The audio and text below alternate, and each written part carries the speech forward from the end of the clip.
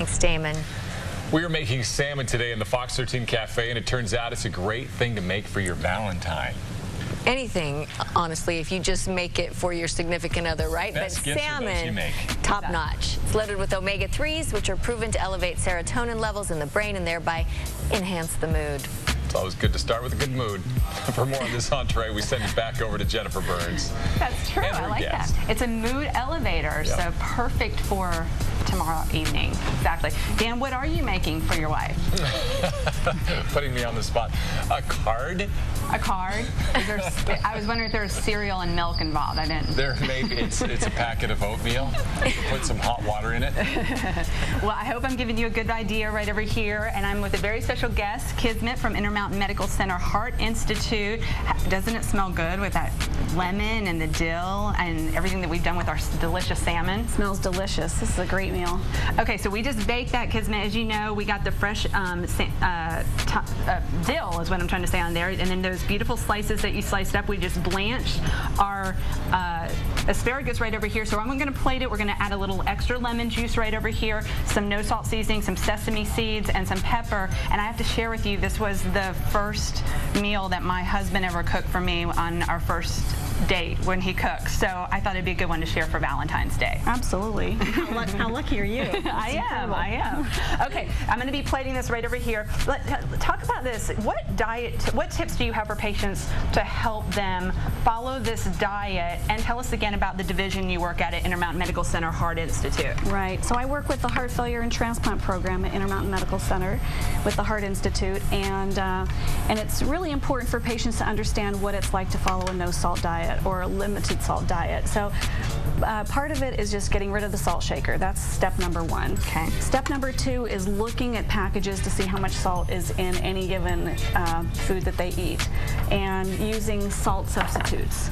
Okay. The other thing is really paying attention to foods whenever they go out to eat. Asking waiters for low salt options. It's really important. So really limiting their salt intake is really important, and that's actually a good idea for general health in most Americans. We eat a lot of salt in our diet. Yeah. Right. And so for anybody, but in particular for heart failure patients, it's a really good idea to limit their salt. Okay. All right.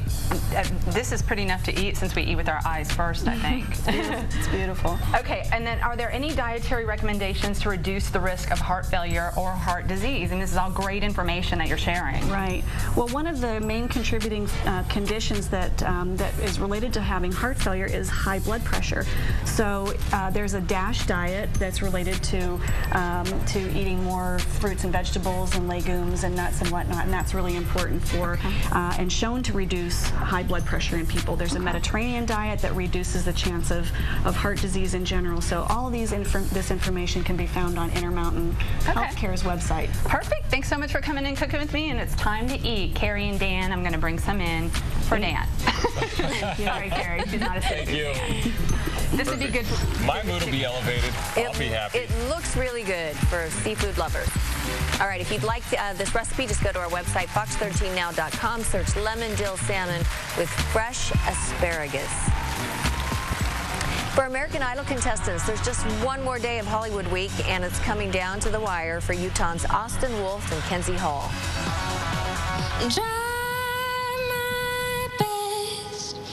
Gave you everything, so we put our hands up like the ceiling can. Jennifer Burns is making a great dinner entree that you may want to use if you plan on making a meal for your Valentine.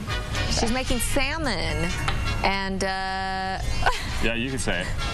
It has a rich history as a natural aphrodisiac, so which I hope not, because that'll heat things up. We serve it to my family all the time. And Dan, how many kids do you have? Yeah, I know. Well, good point. Only 4. This would be a great meal, Dan, for you to make for your lovely wife tomorrow. And we're doing lemon with fresh thyme right over our salmon, and I'm going to be making it with a very special guest. I have Kismet here from Intermountain Medical Center Heart Institute. Thanks for coming in and cooking with me. Well, thanks for the invitation. Great.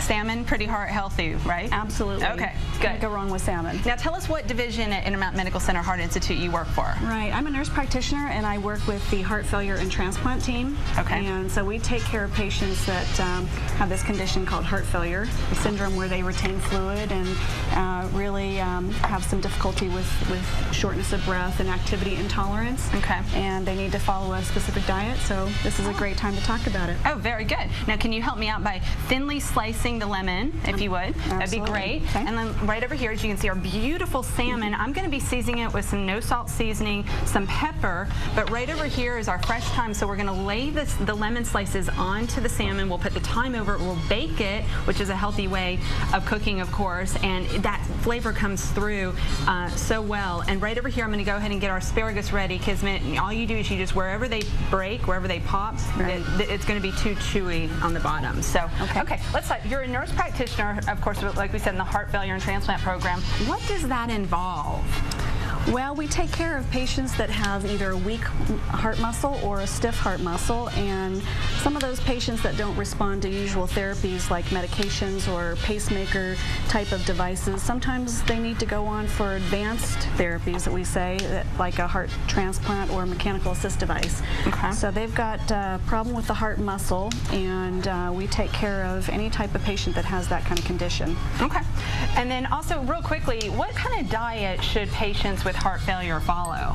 Well, we ask them to eat follow a diet that's low in salt, and especially for patients that are on water pills or diuretics, they should limit their fluid. But really, limiting salt and sodium to less than 2 grams in a day is important because they tend to retain fluid, and so the more salt they eat, the more tendency they have to retain fluid. Okay. All right, we'll talk more about it on the next segment, where we're going to go ahead and get our salmon into the oven and bake it up, and we'll put it with our asparagus that I'm going to go ahead and blanch, and we'll put it all together, Dan and Carrie.